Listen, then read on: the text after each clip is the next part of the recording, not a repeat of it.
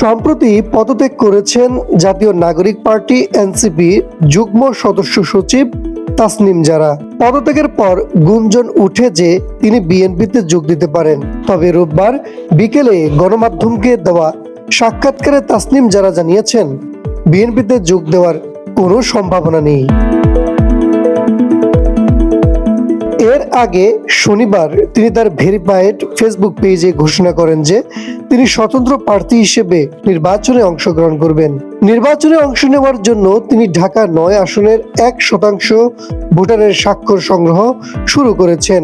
রোববার সকাল থেকে শুরু হওয়া স্বাক্ষর সংগ্রহ কার্যক্রমে স্থানীয়দের মধ্যে ব্যাপক সাড়া দেখা গেছে। গণপ্রতিনিধিত্ব আদেশ অনুযায়ী স্বতন্ত্র প্রার্থী হিসেবে নির্বাচনে অংশ নিতে হলে নির্বাচনী এলাকার ১% ভোটারের সমর্থন সম্বলিত স্বাক্ষর সংগ্রহ করতে হয়।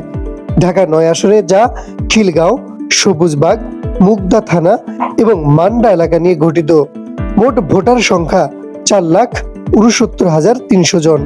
সেক্ষেত্রে তাসনিম জারাকে ৪,৬৯৩ জন ভোটারের স্বাক্ষর সংগ্রহ করতে হবে।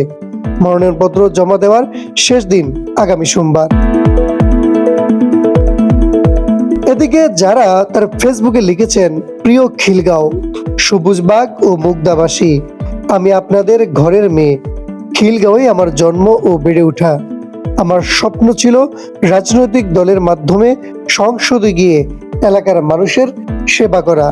তবে বাস্তবিক কারণে আমি কোনো দল বা জোটের প্রার্থী নই।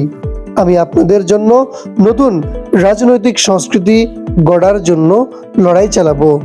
এই নির্বাচনে আমি স্বতন্ত্র প্রার্থী হিসেবে ঢাকা ৯ থেকে অংশগ্রহণ করছি। তাসনিম জারা আরও উল্লেখ করেন, দলের প্রার্থী হলে স্থানীয় অফিস, সুসংগঠিত কর্মী বাহিনী এবং সরকার ও প্রশাসনের সঙ্গে যোগাযোগের সুবিধা থাকলেও স্বতন্ত্র প্রার্থী হিসেবে তার একমাত্র ভরসা হলো স্থানীয় ভোটারদের সমর্থন। তিনি আশা প্রকাশ করেছেন, স্থানীয় মানুষদের আস্থা ও সাপোর্টের মাধ্যমে তার এলাকায় সেবার সুযোগ পাবেন।